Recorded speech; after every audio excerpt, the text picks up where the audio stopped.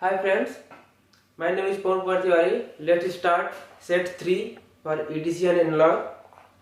We will discuss question number 11, set 3, question number 11, 13, 37, 41 and 42.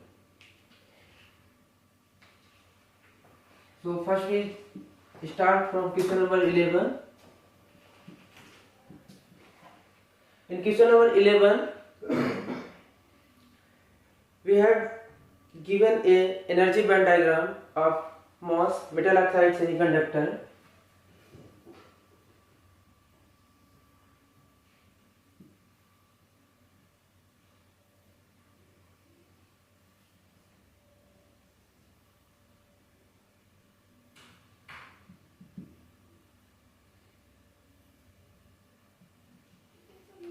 This is the EI, EFS and EC, and this is EV. It is the oxide. Here we have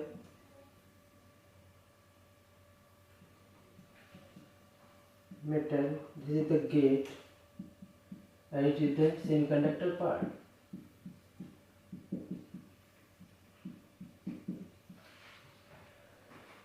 Since from that side we can easily find that this type here it is semiconductor and it is a N type semiconductor.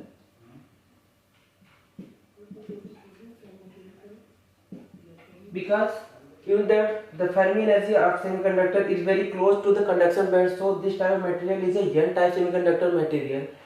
As we know that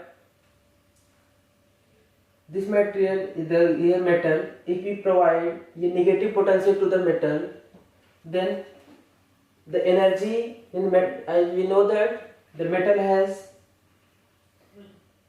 a very large number of electrons. So if we provide a negative potential to the gate, so we increasing the energy of the electron. So the energy band of metal is more. To approach this energy, the semiconductor band energy is more towards the upper side. So there will be formation of a inversion layer.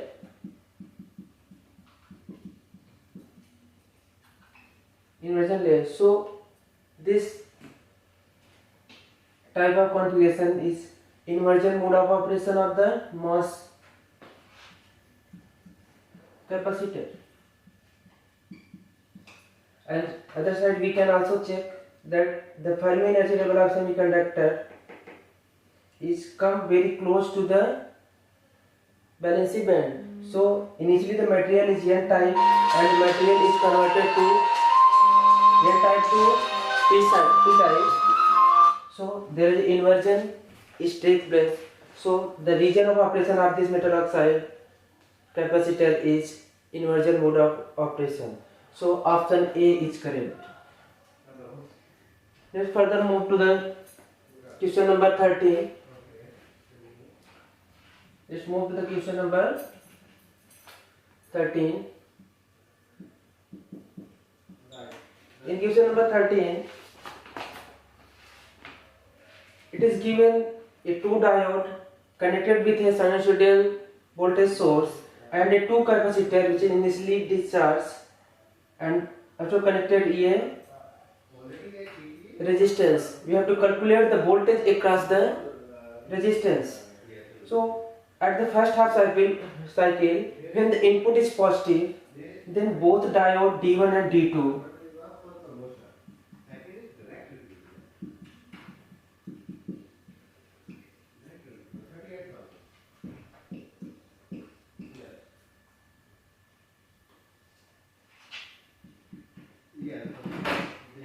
D1 and D2 both are forward bias. During this, the both capacitors will start charging because the both diode is forward bias. So capacitor start charging through till a voltage V input by 2 and V input by 2. or we can say that maximum Vm 10 volt, 10 volt, 10 volt, and we are connecting the resistance R, and we have to calculate the voltage across this point.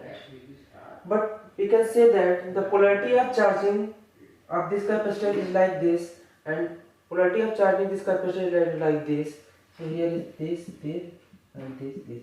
If we apply a KVL in this loop, we can say that 10 minus 10 plus V naught is equal to 0. So V naught is equal to 0. So the output voltage becomes 0. We can easily say that the answer of question number 13 is 0 volt. Next, move to the next question, question number 37.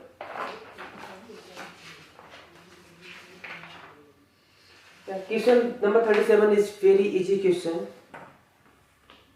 If you try to solve, you get solution in a single line. In question number 13, a BJT PNP transistor has given. It is a NPN transistor. NPN transistor. It is a emitter current IE.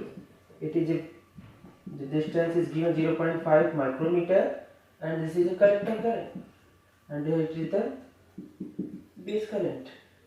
At the emitter base, it is the emitter base junction, and it is the collector base junction.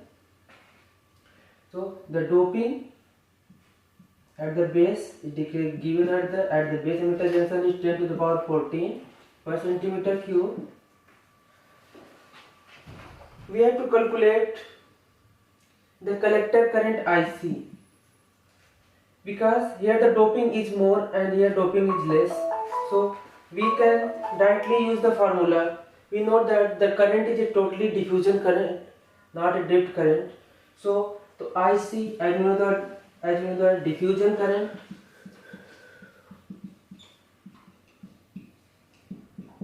IC is equal to EA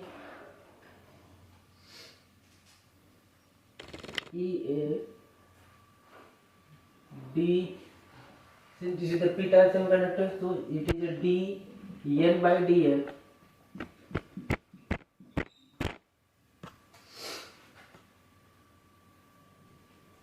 If we put the value of all the value are given, mu is given, area is given, all the factors are given, you will definitely get the answer. Current IC. I have answer, not answer. We will easily calculate the value 1.6 into 10 power minus 19, and area is given 0.001 centimeter square, and dn by dx is equal to 10 to the power 14 divided by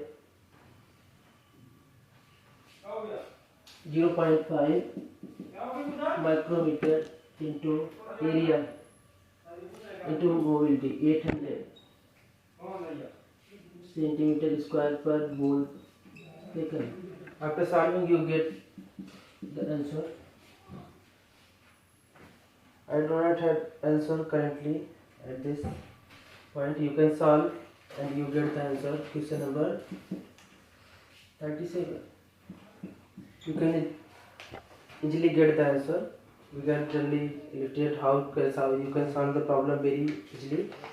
Next we move to the question number 41, which is very easy question, and it is come from the directly from class notes. If you refer my class notes, you can easily solve the problem without using pen or paper. So question number 41. In question number 41, we have to find the gain of the circuit given. It is a very conceptual, very easy problem. If you try basic of the MOSFET, you can easily solve. Let's put the diagram here. Here we input, and here we use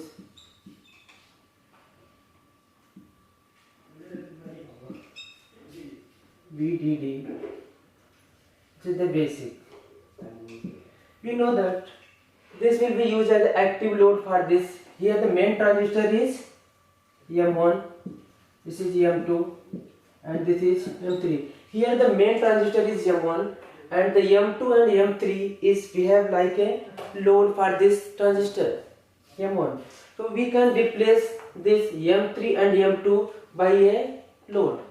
Since M3 directly M3's drain is connected to the drain of the M1, so it can be replaced by a resistance RD easily. We replace this by a RD, or you can easily say that it is R03. And in resistor M2 we are looking from the source side, so we look a resistance here. One is 1 by GM2 and other is R02. Both are in parallel, so we can easily replace this by a single circuitry in which a single transistor M1 it will connected with a resistance R, where R is equal to R03 parallel with 1 upon GM2 parallel with R02. Now, and here we provide input, here we provide the output. Here different and VCC diagram.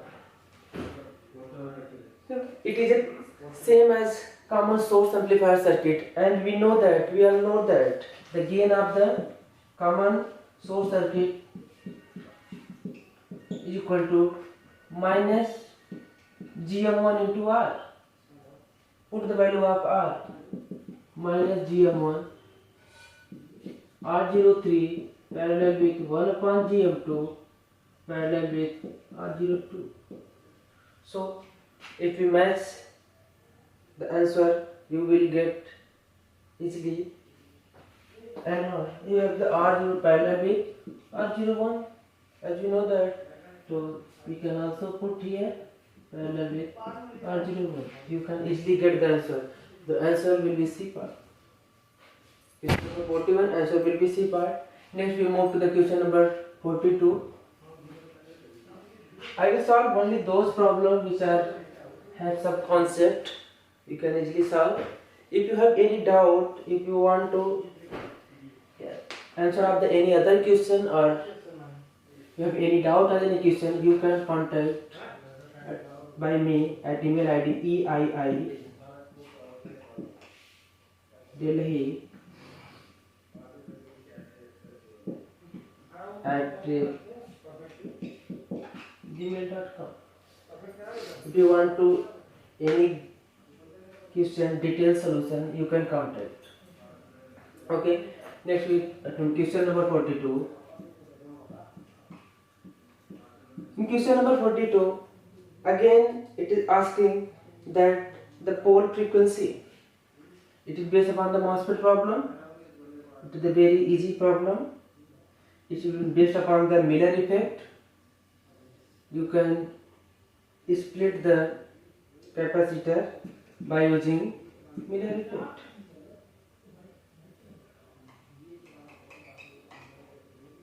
Here we input, here 5 kilo ohm resistor, here M1, here capacitor is 50 picofarad, and here it is 1 kilo ohm, and here VDD. Let's say that here the capacitor, effect of this capacitor is both sides, the input side and output side. We can break this capacitor is input side and one is at the, so it is the one is at the input side and other is at the output side. C out and C in, and we know that C in is equal to C into 1 minus KV. So we need to, due to this RC, it is RC low pass filter, due to this RC circuit, we get a frequency F input, it's called 1/2 pi R, you suppose this is called RB, and RB into C in. We have to calculate the C in. To calculate the C in, we need to the voltage gain AV, and we know that the voltage gain of the circuit is AV. It is a common source circuit, so the voltage gain is equal to minus GM into RL or RS. We put that we are given the value of GM.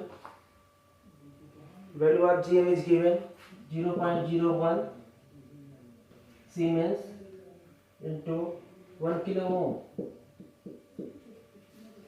So we get 10. The gain of the circuit is 10. If we put the value of AB at the end, we will find the C in is equal to C 550 picofarad into 1 minus of 10, you get 50 picofarad into 11, 550 picofarad. You get C in, we put the C in here, C in is equal to, okay, we have calculated the C in here, we will remove this circuit, calculate the C in, C 1 minus AB, put the value of AB here, 50 picofarad into 1 minus 10, we get 550 picofarad. Put the value of C in, you will easily find the value of